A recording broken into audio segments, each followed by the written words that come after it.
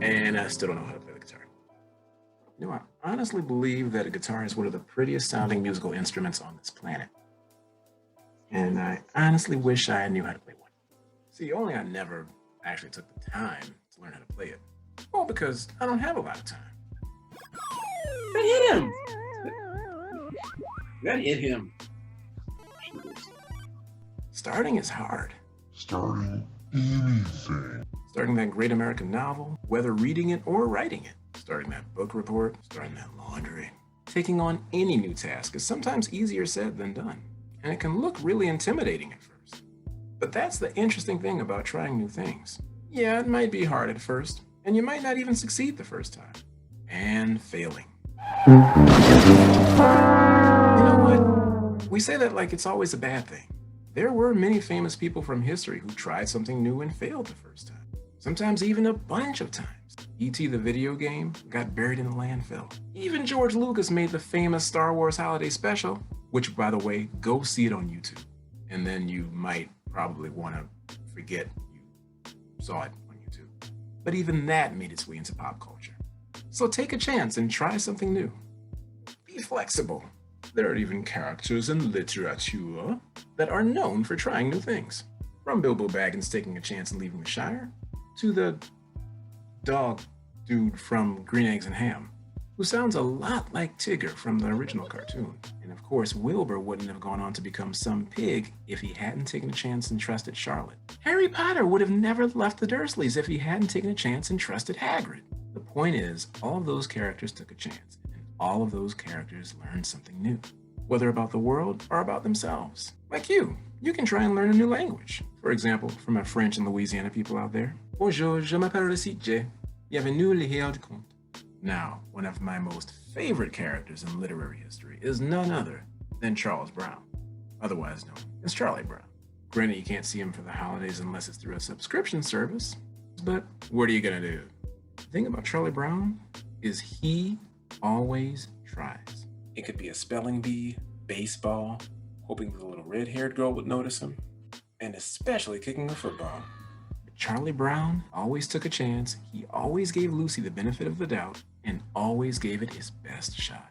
Even knowing if it meant failing time after time after time, he never gave up. And believe it or not, it paid off in the end. I'm sorry, what was that? Oh, you disagree? All right, it's cool. Just hang back to the end of story time. I'll give you a few tidbits you might not know about Mr. Brown. But I'd like to get to another story about taking chances. It's about a little boy who didn't take a chance when he first got it. And the story I'd like to share with you is called, What Would You Do with a Chance? What Do You Do with a Chance? Written by Kobi Yamada, illustrated by Besom. One day, I got a chance. It just seemed to show up. It acted like it knew me, as if it wanted something. I didn't know why it was here. What do you do with a chance? I wondered. It flittered around me. It brushed up against me. It circled me as if it wanted me to grab it. I started to reach for it, but I was unsure and pulled back. And so it flew away. I thought about it a lot. I wish I had taken my chance. I realized I had wanted it, but I still didn't know if I had the courage. When another chance came around, I wasn't so sure. But I decided to try. I went to reach for it, but I missed and fell. I was embarrassed. I felt foolish. It seemed like everyone was looking at me. I decided I never wanted to feel this way again. So after that, whenever a chance came along, I ignored it. And the more I ignored them, the less they came around. Until one day, I noticed I hadn't seen a chance in quite a while. It was as if they all disappeared. I started to worry. What if I don't get another chance? I know I acted like I didn't care, but the truth was, I did. I still wanted to take a chance, but I was afraid, and I wasn't sure if I would ever be brave enough. Then I thought, maybe I don't have to be brave all the time. Maybe I just need to be brave for a little while at the right time. I realized it was up to me. I promised myself that if I ever get another chance, I wasn't going to hold back. If I got another chance, I was going to be ready. Then, one seemingly ordinary day, I saw something shiny far off in the distance. Is it possible? I hoped. Could this be my chance? I had to find out. I ran as hard and fast as I could toward it. I don't know how to explain it, but the second I let go of my fears, I was full of excitement. It wasn't that I was no longer afraid, but now my excitement was bigger than my fear. As I got closer, I could see that this was a really huge chance. But this time, I was ready. As it came by, I reached out and grabbed it. I held on with all my might. It felt so good to soar, to fly, to be free. I now see that when I hold back, I miss out. And I don't want to miss out. There's just so much I want to see and do and discover. So what do you do with a chance? You take it, because it just might be the start of something incredible. I used to say getting from point A to point E is easy. It's B, C, and D that's the hard part. What I meant was, it's easy to say once you're done, but it just feels hard when you're going through it. It may be easy to say, take a chance and go for it, but it's not always so easy to do. What if I try and mess up or get embarrassed? Want to know a secret? Every actor knows before they go on stage, they know they can make a mistake. And each time they set foot before an audience, they know they're taking a chance. Just as every artist knows, we take a chance with each line that we make from pen to paper. But we make it our own, and we own each mistake. No drawing is perfect. No performance is perfect, but it's our own drawing, our own art, our own story. Life is not scripted. And as my old art teacher, Miss Evangelista, used to say, life doesn't have to be perfect just to be wonderful. And speaking of art, let's do some. All right, guys, so what we're going to do is a quick drawing of Charlie Brown. And it's very simple because I'm going to basically break it down into shapes. So what we're going to do first is start off with a circle. So we start off right at the top. And remember how we draw? Nice and light. I'm going to do a marker just so you can see it on camera a little better. So there's the first half of my circle. There's the second half, but right about here, you might notice I'm going to skip about right here. Skip here, and then go back down all the way. Meet that edge right there. Now you're going to wonder why I skipped right here. You'll see in a minute. Because what we're going to do next is we're going to make 3 letter C's. Now these C's, they're going to be kind of squared off a bit. So we're going to start off with a C right in the middle, right here. And this is what I mean by squared off. They're kind of flat. They still curve right here, but they have more of a flat top and bottom. Then you're going to do another letter C, just a regular one, right on this side, parallel to that letter C right here, and then another one, but going the opposite way, as if you're making a letter D. That to that. There we go. Now what we're going to do are 2 water drops or sunflower seeds going down, one on either side, kind of close to that letter C. Next thing we're going to do, for those of you who are still practicing the fine art of cursive, we are going to do a cursive letter U. I'm going to just tell you, these are his eyebrows. One line here and another line crossing over right there. Now, Charlie Brown isn't the most confident person, even though he deserves to be, but he kind of has a wobbly smile. So we're going to give him two little dimples, one here and one here, and then kind of not very straight, but a little bit of a wobble to it. There we go. All right. And then Charlie Brown has to have a neck. So two lines, kind of parallel, going down from those. There we go. Then we're going to give him a very wide letter V. Then you're going to do two more checks, one here and one going the opposite way right here.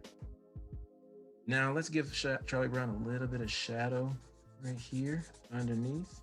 And then if you choose to do the rest of the body, I'm just going to make a line going down a little bit to the left. You can even poke it out a little bit right here. There we go. Give him a little bit of a tummy, not too big. Doesn't eat that many peanut butter sandwiches. And then another one going the opposite way. Now on this side, you're going to give a letter L. And then just a line straight down. That'll edge off where his arm is and his sleeve right here. And then you're going to give him a W.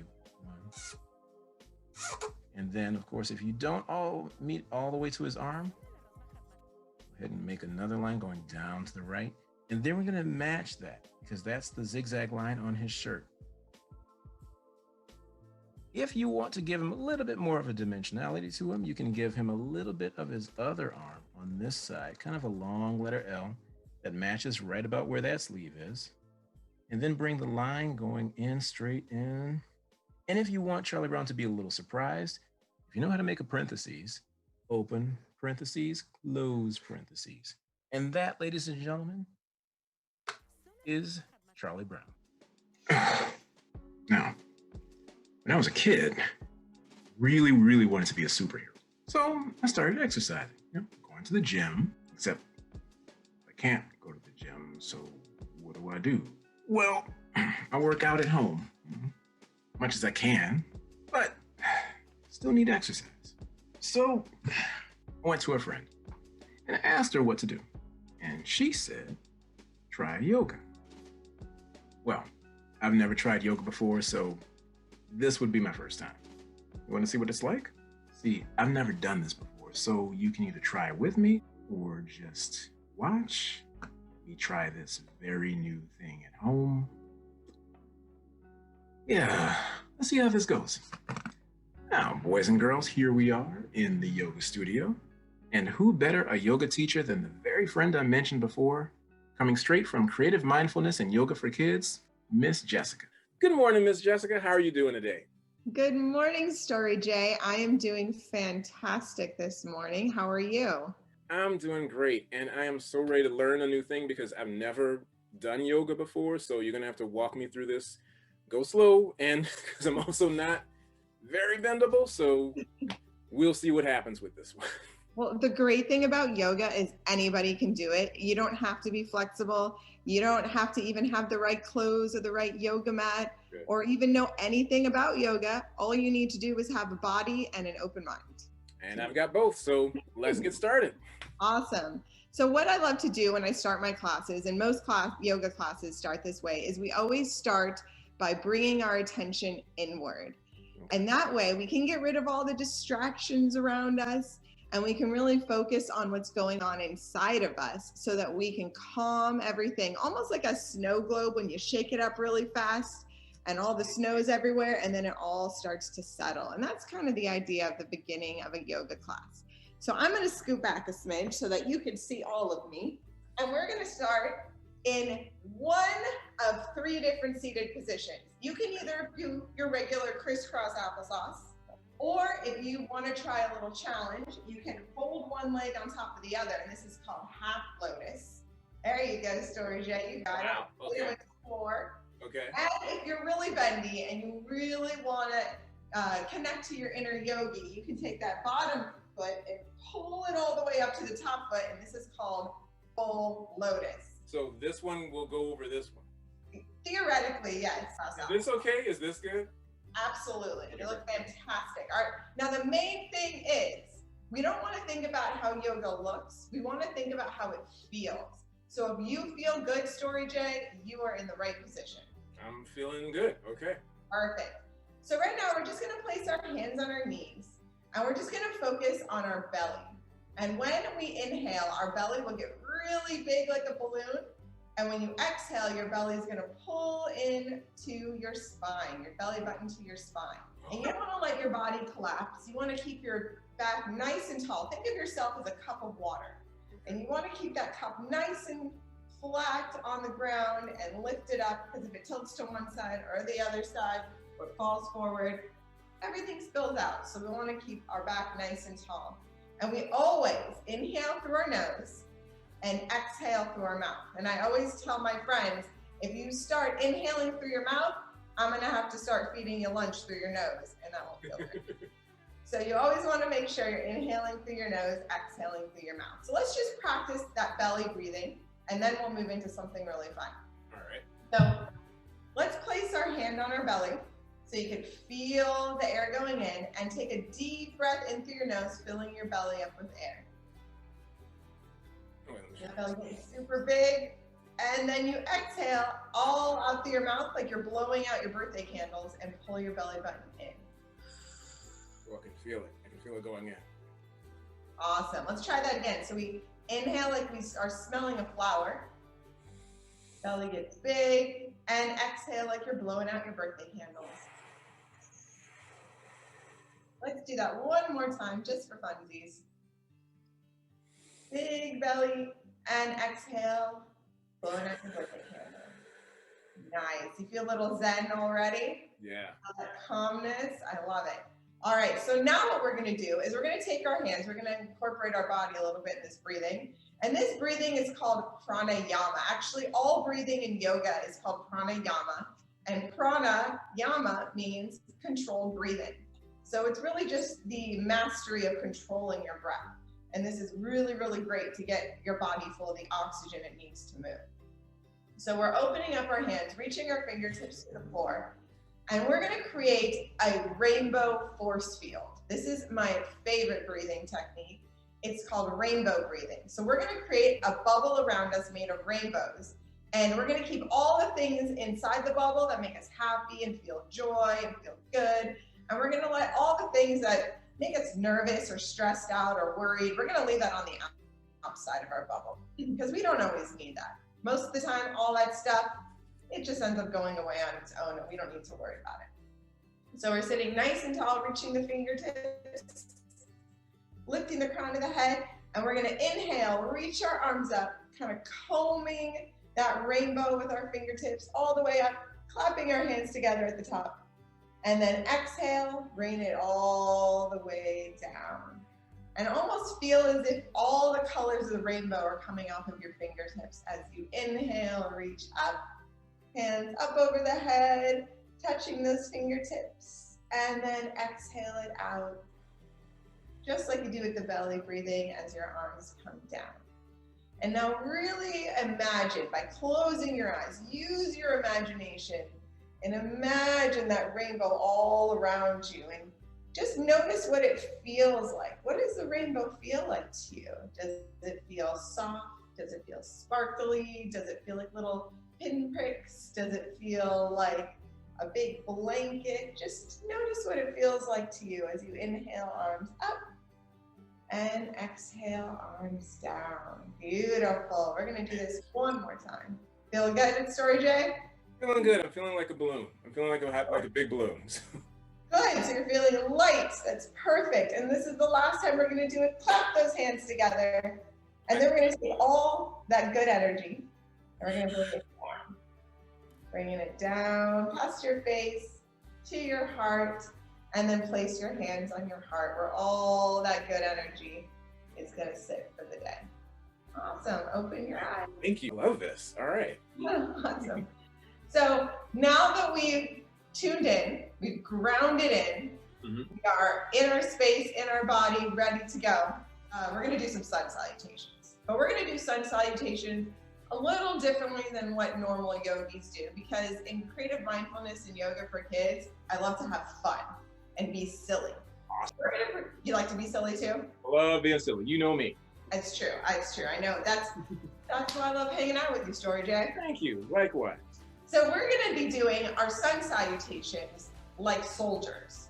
So just like when soldiers are marching in a line and the drill sergeant says, I don't know, but I've been told. And then the soldiers say, exactly. We're going to do that, except it's going to be yoga that we're going to be calling back. So let's stand up. Let's get our body up off the floor. Oh my goodness. Here we go. Legs. Yes, ladies and gentlemen, I do have legs. What do you know? All right, so we're going to start our sun salutations. And the first thing I want to talk about is our namaste hands. You take your hands and you press your fingertips together right at your chest and you say namaste. Namaste is a really special word. It means the light in me sees the light in you. And Story J, I definitely feel that namaste with you because I definitely see your light. Thank you. Likewise. So when we do namaste, you're just thanking somebody for being who they are and you're recognizing it. It's a really special thing to say. So we're going to start with namaste. And we always want to make sure we're standing nice and tall with our feet rooted into the ground and our back is nice and lifted. So we'll say namaste first, and then we'll do our butterfly hands. So our butterfly hands are really fun. You take your hands, you cross your thumbs, and you hook them, and then you have butterfly hands. So we're going to do butterfly up, and then I'm going to turn this way, because then we're going to move down to the ground, and then butterfly down. And here we're in one of my favorite poses. This is called ragdoll pose. And you just let your head and your hands and your arms hang, you sway back and forth. This is a great one to help if you've been sitting for a really long time. That's me. Perfect. Then you're going to take your hands and you're going to plant them on the ground. And here's a really fun one, Story Jay. You're going to like this one. Okay. We're going to take our arms and give all of our weight to our arms and then kick our legs back into a plank pose. All right. That was Story J. Yeah. Now we're in our plank pose. This one's really awesome. Okay. The next one we're going to do is we're going to lift our hips up to the sky into our downward facing dog. And when you're in down dog, you are always permitted to bark like a dog because you're in down dog. You got to honor the dog. So you go woof, woof, woof, woof. Good, awesome. Now the next one we're gonna do is upward facing dog. And in upward facing dog, you're gonna drop your belly all the way down, untuck your toes, and lift up towards the sky. And now you can howl like a dog. Oh! Like this. Oh, yeah. And then we're gonna tuck our toes, lift our hips up in the sky, back to our downward facing dog. And from here, we're gonna do another really fun hop. We're gonna bend our knees, lift our bottom, push against our hands, and we're gonna hop our feet all the way to the front. Like this. Woo, there you go. All right. And then we're back in our ragdoll pose. Then we'll bring our hands to our butterfly hands. We'll butterfly up, we'll butterfly down, and then we'll namaste. All right, so I would love to do the whole Star Salutations with the callbacks with you, Story J, if you are up for it. You ready? We're ready? Ready.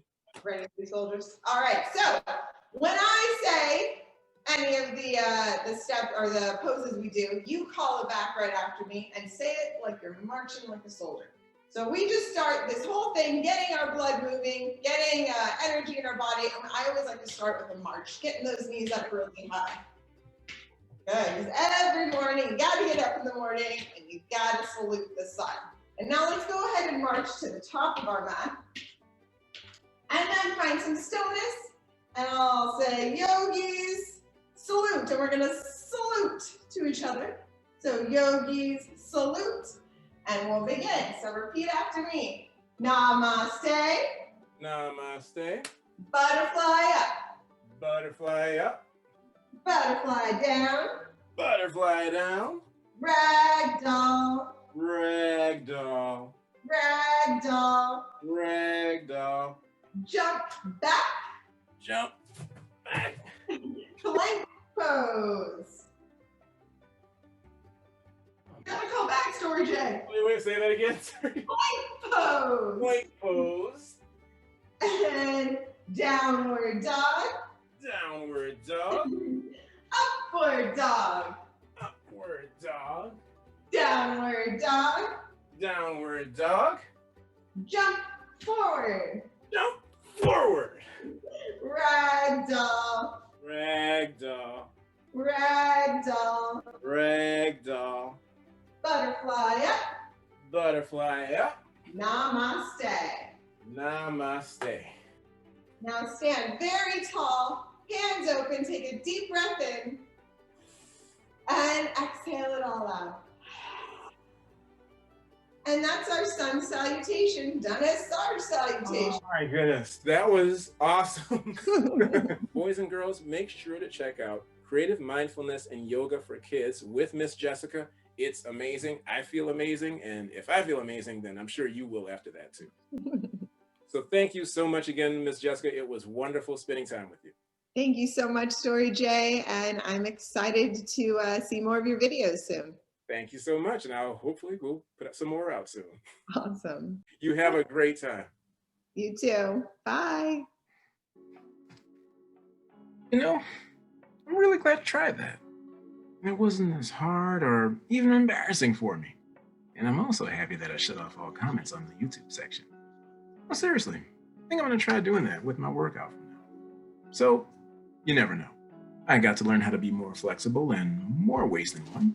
And like I said, it's not always easy to try something new. But a lot of famous people tried and even failed a few times. Even when friends and family told them, stop, that's a bad idea, that's dumb, that's a dumb drawing, don't put that in your ear. Who knows?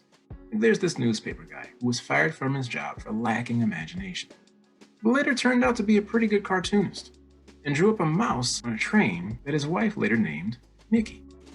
Then there's the story of the lady who was fired from her job from the news after being told she wasn't fit for television. About 16.4 million viewers might disagree with that. Einstein got bad grades in school. Theodore Geisel had his books rejected several times before becoming Dr. Seuss.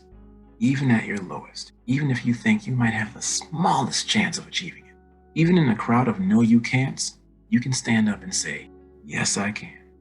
So take a chance, knowing you might fail. You're never a failure if you stand back up, try again. We take chances on friends and even family. We take chances telling someone how we feel, whether good or bad, because how else would they know how we felt if we never told them? So I'm telling you, keep trying. Keep taking those chances. Keep reaching out and keep hoping, even if it's hard. And as for good old Charlie Brown, he did win a spelling bee. He did hit a home run. He even got that little red-haired girl to notice him.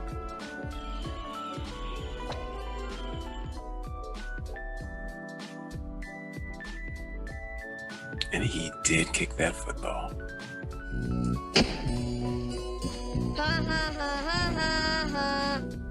So be a starter, be a finisher, be a winner and a loser. We grow by learning, and we learn more from our mistakes than we do from our trophies. Be a risk taker, and be a blockhead. And don't give up. Keep taking chances. And I'll see you next time.